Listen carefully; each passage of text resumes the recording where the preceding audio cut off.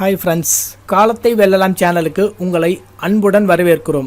இந்த வீடியோ பார்ப்பதற்கு முன் நமது சேனலை நீங்கள் சப்ஸ்கிரைப் செய்யவில்லை என்றால் சப்ஸ்கிரைப் செய்து பெல் பட்டனை அழுத்தவும். வணக்கம் நண்பர்களே. கோவிலுக்குள் தரிசனம் செய்வதற்கு ஈரத்துணி உடுத்து கொண்டு செல்லலாமா? கோவில் தரிசனத்துக்கு ஈரத்துணி உடுத்து கொண்டு செல்லலாமா? ஈரத்துணி உடுத்தால் அது வயிற்றுக்கு தீங்கு விளைவிக்கும் என்று கூறுவதுண்டு. குளித்து ஈரத்துணி உடுத்து கோவில் தரிசனம் செய்யும் போது பூரண பரிசுத்தம் மட்டுமே அதிலிருந்து எதிர்பார்க்கின்றோம் என்று கருதி வருகின்றோம்.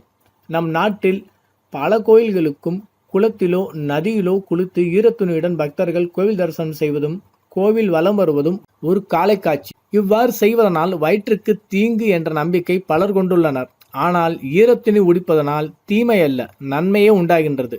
நாம் உண்ணும் உணவு மற்றும் குடிக்கும் நீரிலிருந்து ஏராளம் நோயணுக்கள் மற்றும் விஷப்பொருட்கள் செல்கின்றன என்று பழைய காலத்திலிருந்தே நாம் அறிந்துள்ளோம். இவ்வகை விஷப்பொருட்களால் உணவு ஜீரணம் பாதிக்கப்படுகின்றது. சரியான ஜீரணம் நடக்காமல் இருப்பதனால் மலக்கழிவு சரியாக நடப்பதில்லை.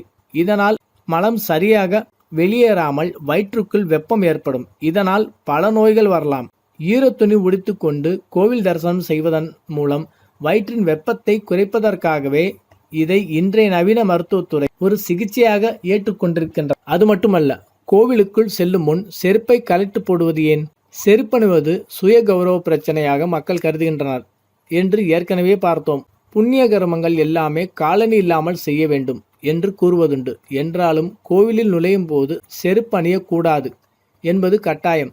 சில கோவில்களில் சட்டையும் அணிவது தடை செய்யப்பட்டுள்ளது. ஆனால் எல்லா கோவில்களிலும் செருப்பணுவது கட்டாயமாக தடை செய்யப்பட்டுள்ளது. இந்த தடை காரணமாக சிலர் கோவிலுக்கு வெளியில் நின்று வணங்கிவிட்டு செல்வதையும் நாம் காண்கின்றோம். கோவில் சுவர்களுக்குட்பட்ட இடம் தெய்வ பூமி என்பதே இந்து மத நம்பிக்கை. இறைவன் வேறெங்கும் நிலை கொள்ளவில்லை என்று இதற்கு அர்த்தம் கொள்ள வேண்டாம். செருப்பை களைந்து கோவிலுக்குள் நுழையும் பக்தரின் பாதங்கள் இயல்பாகவே காந்த சக்தியுடைய தரையில் பதிகின்றன.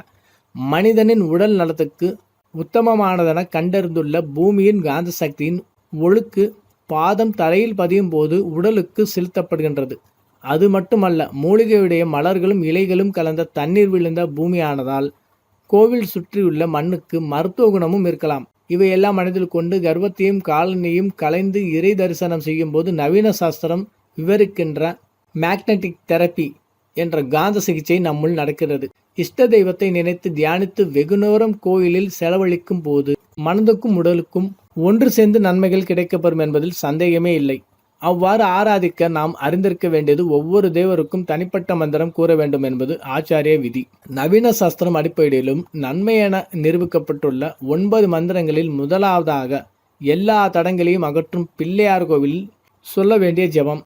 நவீன சாஸ்திரம் பிரபஞ்சத்தின் சின்னமாக கருதும் பரமசிவனை வணங்கும் போது இவ்வாறு ஜெபம் செய்ய வேண்டும். எல்லா தடங்களையும் அகற்றும் பிள்ளையாரை முதலில் வணங்க வேண்டும் என்பதே நியதி. நன்றி நண்பர்களே.